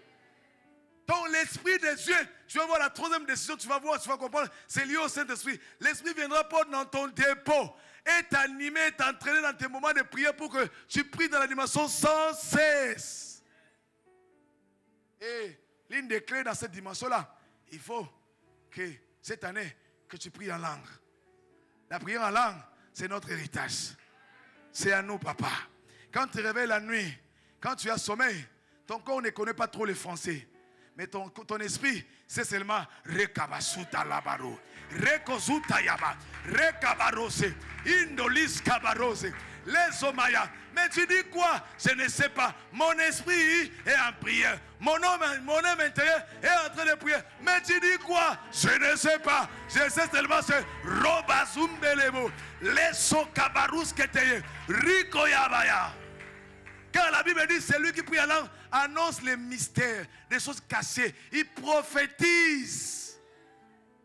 Quand tu pries en esprit, tu es en train de prophétiser. Mais tu es en train de prophétiser sur ta vie sans que Dieu te révèle. Parce que Dieu sait, s'il te laisse connaître toutes ces choses-là, oh, comme un loba loba. Il y a moi, tu as la langue. Puis c'est que s'il te laisse, il comprend tout ce qu'il va te dire. Tu vas au loba loba. Ça va te créer des problèmes. Les épreuves déjà existent. Alors quand il va te dire tout ce qu'il va te dire, tu comprends, tu vas commencer à dire, vous savez, moi là, vous allez voir, dans peu de temps, c'est moi qui va gouverner. Je n'ai pas dit. Et ainsi que Dieu t'amène dans la dimension, prier en langue. Roba sum telebro, rikabayaba, likoso kabaruske, reba. Même le diable là, il ne comprend pas. Il ne peut pas venir te comprendre parce qu'il dit, on ne comprend pas ce qu'il dit. Il nous trouble. 1 Corinthiens 14 dit, celui qui prie en la langue, il s'adresse à Dieu. C'est une ligne cryptée, une ligne rouge. Personne ne comprend. Il n'y a que Dieu. Même toi-même, tu ne comprends pas parce que si tu comprends, tu risques de déranger les secrets de Dieu. Il dit, toi, tu ne comprends pas. Satan ne va pas comprendre. Ton entourage ne va pas comprendre. Mais il n'y a que moi qui comprends. Alors, je te pousse à prier. Quand tu pries comme ça, tu amènes les desseins de Dieu. Tu enfantes la gloire de Dieu. Décide de prier en esprit pendant longtemps, frère. Tu as expérimenté une fois. Ne t'arrête pas. Car la dimension de prier sans cesse, ça marche bien dans la dimension de prier en langue. Les Français, surtout que ce n'est pas ta langue native. Tu vois comment tu cherches les mots, non? Ce n'est pas ta langue native, non. Tu cherches, tu te débrouilles. Tu peux avoir une pensée qui est correcte, mais tu ne sais pas comment l'exprimer. Maman, balance en langue. Prie seulement, Rosa Kabaro, les unte les braya. Je vois cette grâce-là venir sur toi. Tu pries en esprit, mais ça va s'intensifier. Ça va monter encore au nom de Jésus. Dis-moi Amen. Donc décidons, Église, décidons de prier sans cesse. Et la Bible dit, vous allez voir que même Paul, même Pierre là, quand la Bible dit ici, quand Jésus les a dit, veillez prier afin que vous ne tombez pas dans la tentation. Il disait que la clé pour ne pas tomber, ce n'est que veiller et prier. Montez la garde par la prière, maman. Monte la garde dans ta maison, papa. Soit instaure un hôtel de prière à la maison. Chaque soir, prie avec tes enfants. Prie, maman. Prie, papa. Prie. Si Jésus a traversé ces moments-là, par la prière, nous aussi, on ne va pas échapper à ça. C'est par la prière qu'on va vaincre des moments de faiblesse. C'est-à-dire quand tu te te sens faible, tu ne comprends pas. Les gens arrivent seulement. Va seulement à ses pieds. Comment seulement appeler le Seigneur? Je viens à toi. Prosterner, nous confessons. Tu es en train de prier. Non, mais tu dis, mais Seigneur, je viens à toi. Tu es ma source. Et quand tu lis ces versets, tu vas comprendre que Jésus après, quand il est revenu, il les a dit, voilà maintenant, le Fils de l'homme sera livré. C'est lui qui va me livrer là. Mais Jésus parlait avec cette audace-là. Pourquoi? Parce qu'il a fait 3 temps en prière. Il est parti, il est revenu. Il est parti, il est revenu. Et quand il est sorti, c'est comme s'il s'était emmagasiné de la force pour affronter la croix. Je te vois recevoir la force pour affronter les épreuves au nom de Jésus. Dis-moi Amen. C'est la prière. Et vous allez vous rendre compte dans Actes chapitre 1. 14, la Bible dit l'église, les disciples tous d'un commun accord, persévérer dans le prière. Ils en diraient dans la prière. Tous les jours, ils priaient. Papa, on te dit 48 heures non-stop. Tu as 1 heure, tu ne viens pas. Mais comment tu veux recevoir l'énergie pour affronter tous les défis qui sont devant toi là-bas dans le monde? Ici, on reçoit la connaissance, mais la bataille, c'est là-bas dans le monde. Mais c'est ici, on vient s'armer. Mais tu vas t'armer de quoi? Tu as la parole. Tu as la prière qui est l'énergie qu'on te donne. On vient de résister. Donc pour dire quoi? Rester debout dans les épreuves, ça dépend de toi. C'est la décision que tu dois prendre aujourd'hui. Pour dire, aujourd'hui, Seigneur, je demande la grâce. Je prends la décision de prier tous les jours. Prendre la décision, ça veut dire, je vais arranger mon temps. Maman, regarde dans ton temps. Il y a des mauvaises habitudes à enlever.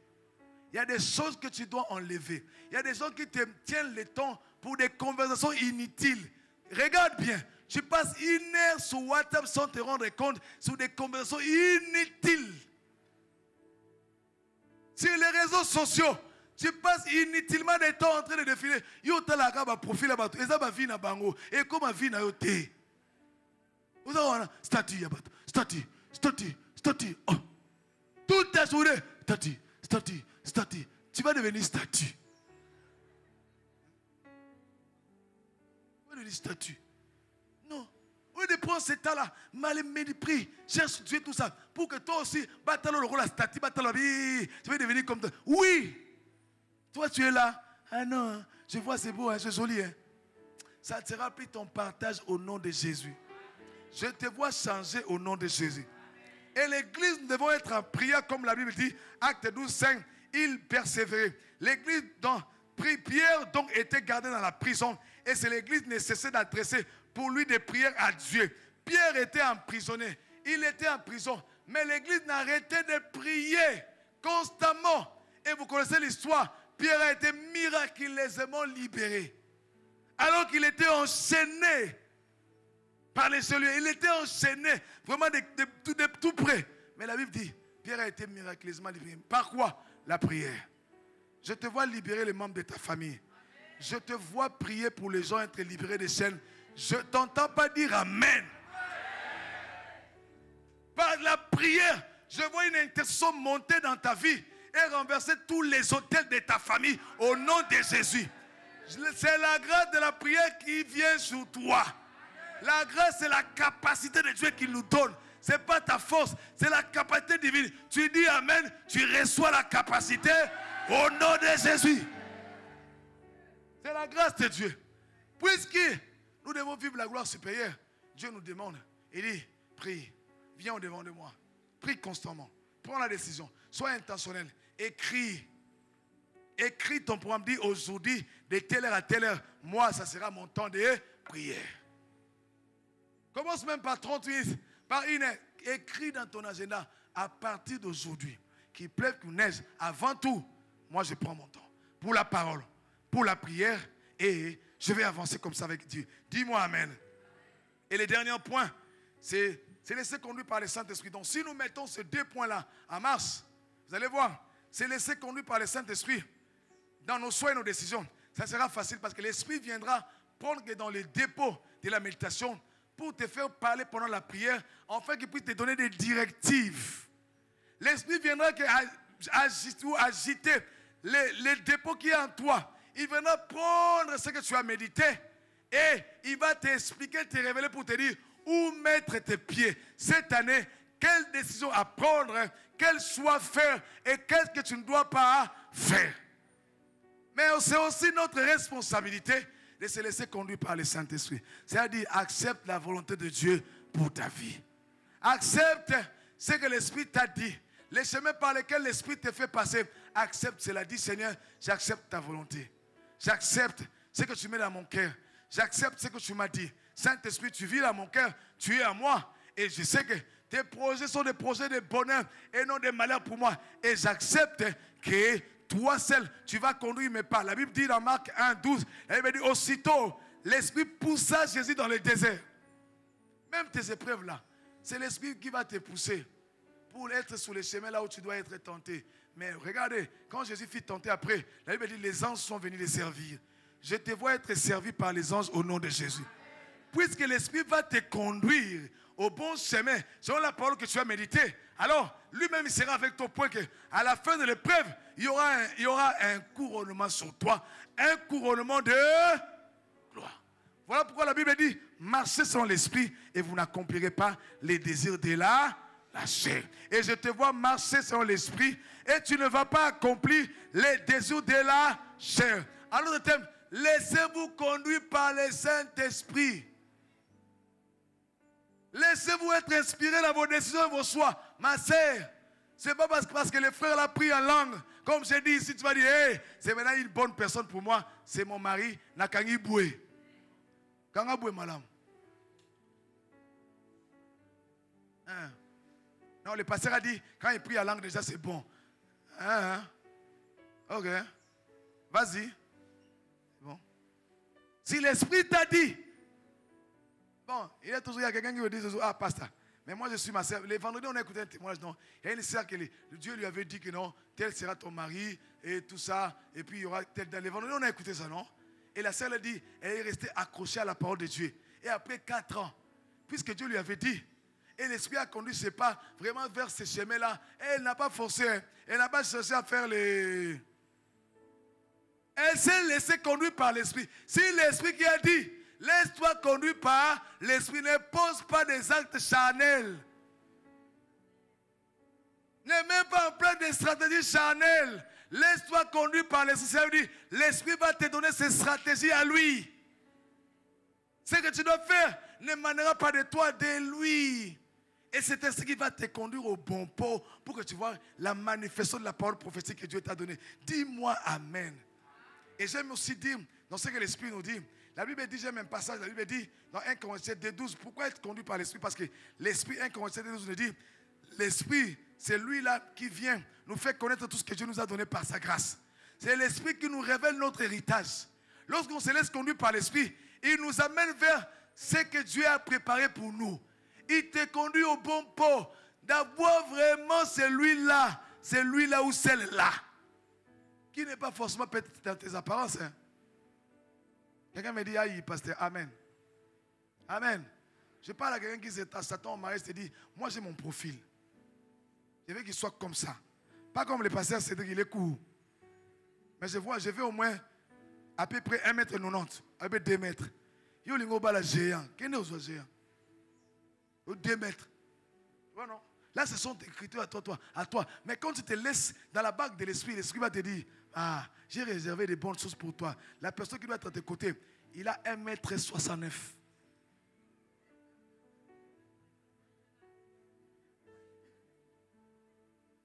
Et toi, tu les dépasses en taille. L'Esprit va te dire. Il va te dire seulement, il n'a pas le visage que toi tu calculais là-bas. Mais l'Esprit va te dire, si tu le prends ou si tu la prends, par la stratégie divine, tu vas découvrir la beauté cachée de la personne qui est devant toi. Parce qu'il y a des richesses enfouies, des trésors cachés. Donc le Saint-Esprit t'amène à découvrir des trésors cachés, des richesses enfouies, en fait que ce qu'on travaille en bas. Tu dois te laisser conduire par le Saint-Esprit. Il connaît bien les chemins. Ne te dérange pas pour chercher quoi que ce soit. Laisse-toi conduire par le Saint-Esprit. Au travers de sa parole qui doit habiter en toi constamment. La vie de prière et le Saint-Esprit dans tes moments de prière là, tu vas voir, il va te parler, il va te révéler des choses cachées. Il va dire, quand il viendra, tu veux connaître ton avenir. L'Esprit va te révéler toutes choses. Il va te révéler ton avenir. Tu t'inquiètes de quoi? Laisse-toi conduire par l'Esprit. Cette année, décide-toi de se laisser totalement dire, Esprit de Dieu, je m'abandonne à toi. Ce que tu me diras, c'est ce que je veux faire. Et je te vois cette grâce-là au nom de Jésus. Est-ce qu'on peut acclamer le Seigneur? Est-ce que tu peux te tenir debout? Gloire à Jésus. Tiens-toi debout. Seigneur, nous voulons rendre grâce. Tu vas élever ta voix légèrement tes deux mains et tu vas rendre grâce à Dieu. Dis Seigneur, merci pour ta parole où tu nous as appris 3 habitudes à développer constamment afin que nous demeurions fermes dans les épreuves. 1. Méditer constamment ta parole, prier constamment et se laisser constamment conduire par le Saint-Esprit. Alors accorde-moi la grâce de mettre ta parole en pratique. Élève ta voix et prie. Recommande-toi à Dieu. Recommande-toi à la révélation de cette parole pour que ce que tu as entendu puisse devenir ta vie. Élève-toi et prie. Seigneur, merci pour la révélation. Merci pour ta parole qui est venue au bon moment. Pour ta parole qui est venue, Seigneur, en cette saison pour nous. Merci parce que tu nous rends capables de méditer constamment ta parole, de prier constamment, sans cesse, et de se laisser constamment conduit par le Saint-Esprit. Merci Seigneur pour ta grâce qui vient sur nous, pour la capacité de Dieu qui vient sur nous. Nous te rendons grâce et nous te bénissons, car c'est ce que nous allons vivre, afin de vivre la gloire supérieure au nom de Jésus. Merci tendre Père. Alors bien aimé, j'aimerais te donner l'opportunité, toi qui es là, si tu n'as pas encore donné ta vie à Jésus, j'aimerais te lancer cet appel pour dire que c'est aujourd'hui qui compte pour toi.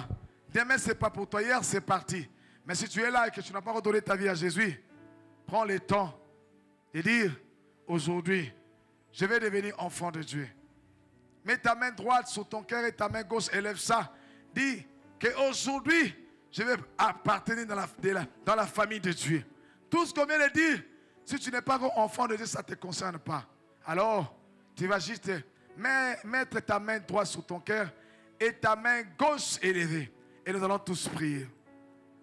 Et tu es là, lève ta main, lève bien ta main. Nous tous, nous avons les têtes inclinées, nos yeux fermés.